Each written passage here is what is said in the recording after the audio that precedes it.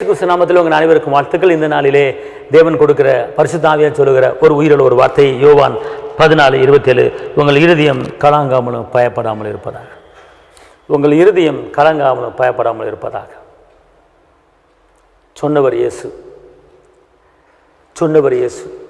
உங்கள் இருதயம் கலங்கி போய் இருக்கிறதா? உங்கள் இருதயம் பயந்து கொண்டு இருக்கிறதா? உங்கள் இருதயம் துக்கப்பட்டு கொண்டு இருக்கிறதா? உங்கள் இருதயம் கலங்க வேண்டாம். எதை குறித்து நீங்கள் கவலைப்பட வேண்டாம். நான் இருக்கிறேன் என்று இயேசு மகாராஜா அவங்கள பார்த்து சொல்றார். மகனே மகளே, நான் இருக்கிறேன், எதை பற்றியும் கவலைப்படாத. என் அனுமதி இல்லாமல் உன் மேலே யாரும் கைப்பட முடியாது. என் அனுமதி இல்லாமல் உன் தலையில் இருக்கிற ஒரு முடி கூட கீழே விழாது. உன் கழுத்துக்கு கத்தி வரப்போவது கிடையாது. கடன் பிரச்சனை மாட்டி தவித்துக் கொண்டு இருக்கிறீங்களா? வேதனை போராட்டத்தில் மாட்டி தவித்துக் கொண்டு இருக்கிறீங்களா? ஒரு நிந்தையில மாட்டி தவித்துக் கொண்டிருக்கலாம். ஒருவேளை உங்க பிள்ளைகள் உங்களுக்கு விரோதமாக செயல்பட்டு கொண்டு இருக்கிறாங்களா? ஒருவேளை உங்க பிள்ளைகள் உங்களுக்கு கீழ்ப்படியாமல் மனமோன போக்குற உலகப்புறமான வாழ்க்கை வாழ்ந்து கொண்டு இருக்காங்களா? அதை நேரத்து கவலைப்பட்டு கொண்டிருக்கல. கர்த்தர் மேல பாரத்தை வச்சிருங்க. கலங்கி தவிக்காதீங்க. யெகோவா தேவன் உங்களுக்கு குறைகளை நிறைவாக்குவார். என் தகப்பன் இயேசு மகாராஜா, அவர் இரக்கத்தின் தேவன், அவர் அன்பான தேவன். இயேசுவை போல ஒரு நல்ல தெய்வம் இல்லை. இயேசுவை போல மன்னிக்கிற தெய்வம் இல்லை. இயேசு போல நேசிக்கிறவர் யாருமே இல்லை உலகத்துல. இந்த உலகத்துல எல்லா அன்பு மாயை, ஆனா இயேசுவின் அன்பு நிரந்தரம், நிலையானது. அந்த தகப்பனை மறந்துடாதீங்க. அனுதினமும் அந்த தகப்பனை நினைங்க. அனுதினமும் அந்த தகப்பனை யோசிங்க. அனுதினமும் அவர் பிடித்துக் கொள்ளுங்க. வழக்கை பிடித்து நடத்துன்னு சொல்லி இருக்கிறார். உங்கள் இருதயம் கலங்காமல் இருக்கட்டும். எந்த காரியத்தை குறித்து நீ கலங்கிட்டு இருக்கிறீங்க? நான் வீட்டை விட்டு வெளியே போக முடியல, வீட்டுக்குள்ள முடையும் கிடக்கிறேன், பிரச்சனை மாட்டி தவித்துக் கொண்டு நினைச்சு கொண்டு இருக்கீங்களா? எனக்கு ஒரு சரியான நிரந்தரமான வேலை இல்லை, நான் துக்கத்தில் இருக்க நினைச்சு கொண்டு இருக்கீங்களா?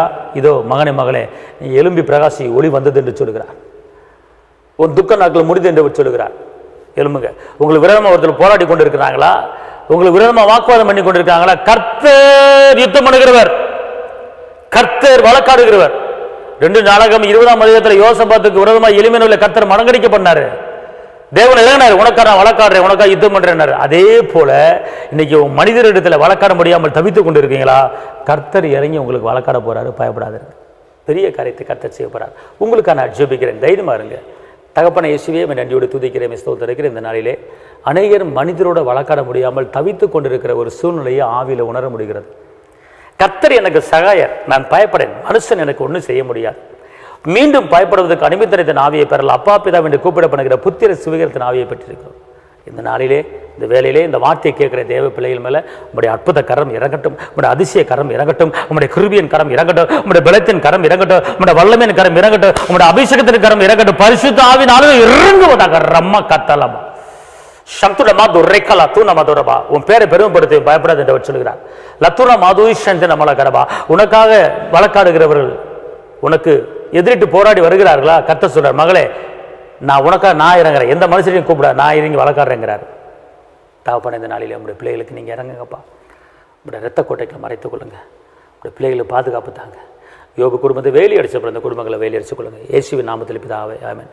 கர்த்தர் உங்களை ஆசீர்வதிப்பார். தேவனுக்கு மகிமை. ஹல்லேலூயா. தேவனுக்கு மகிமை உண்டாகட்டும்.